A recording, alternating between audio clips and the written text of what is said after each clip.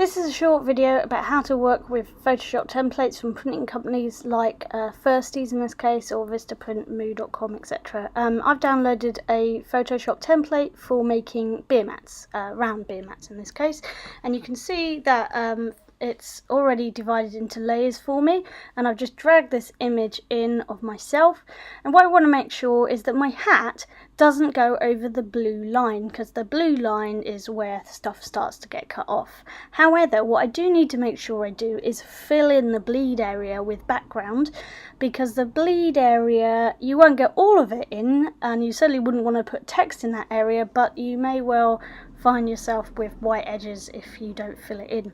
So once I've worked out how big I need to make this image, because this is the important bit, and once I've done that, I am going to go over to the lasso tool, because I prefer it to the rectangle tool. I think it's more interesting, and I'm just going to drag out a shape in the blue background, making sure that I'm on the layer that has the blue background.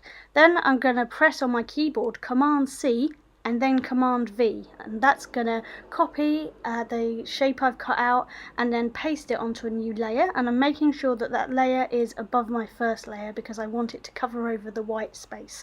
Now, there are other ways of doing this. This is just one way, and I'm not trying to tell you that this is the right way of doing it.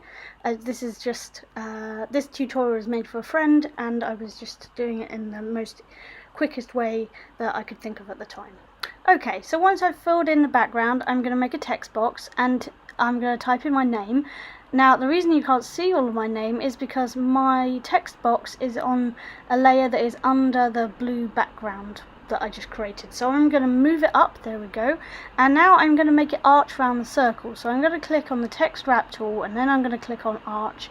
Now I'm just going to play with these controls, and I'm going to click OK, and then I'm going to go Command T on my keyboard, and then I'm going to move my mouse around the text box until I get a little curved arrow, and that's for rotate. I'm going to rotate, and then I'm just going to play with the settings until I'm happy.